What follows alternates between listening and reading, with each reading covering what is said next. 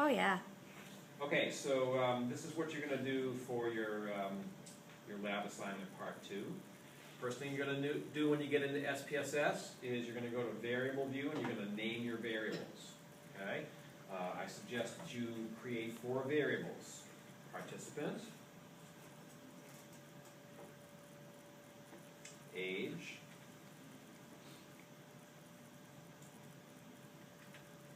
sex, and score. Okay?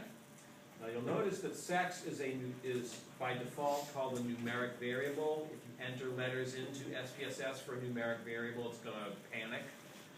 So you either need to change this to string, and then you can enter M's and F's, or you can leave it as numeric and simply code males as 1 and females as 2, or some other coding scheme, whatever suits your fancy. Okay? So I've gone ahead and changed it to a string. String, by the way, is an old-fashioned computer term for characters. A string variable is a variable that's full of characters, a string of characters, right? Okay. So now you're going to enter in your data. I'm not going to go all the way with this, but I'll enter in a few participant numbers, right? 5 participants, 6 participant numbers. I'll put in some ages. I'm just going to make stuff up here.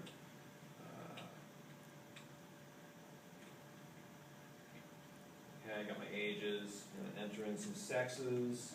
Male, male, male, female, female, female, whatever they are. I'm going to enter in some random scores.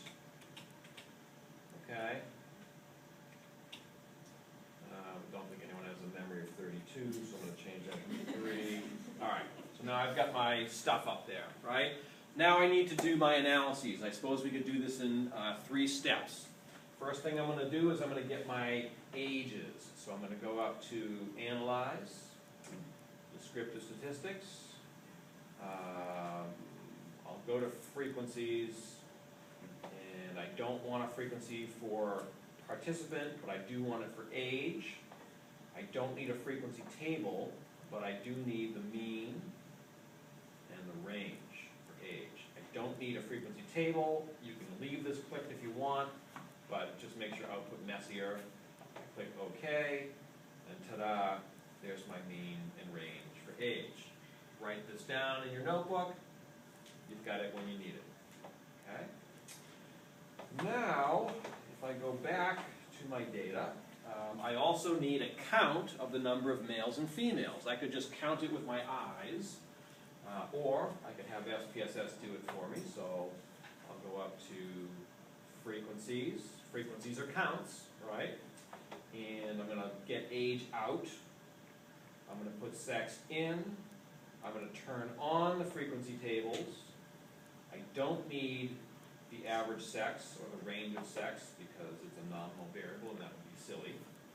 Click OK, and it tells me I have 3 females and 3 males, right? I don't care about the percent and all that. All I care about is the counts. So now I know my average age and the range of ages. I know how many males and females I have. Now I'm going to go back to my data, and I'm going to work with the scores. Again, I'm going to go under Analyze. I'm going to go to the Frequencies option. I'm going to get sex out of the variables list. I'm going to put score into the variables list.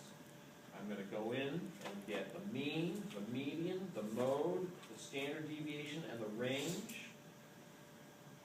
I do want a frequency table. I click OK, and there's my frequency table. It tells me the mean, median, mode, standard deviation, and range of short-term memory capacity scores. How many people had a capacity of 3, how many had a capacity of 4, 5, and so on.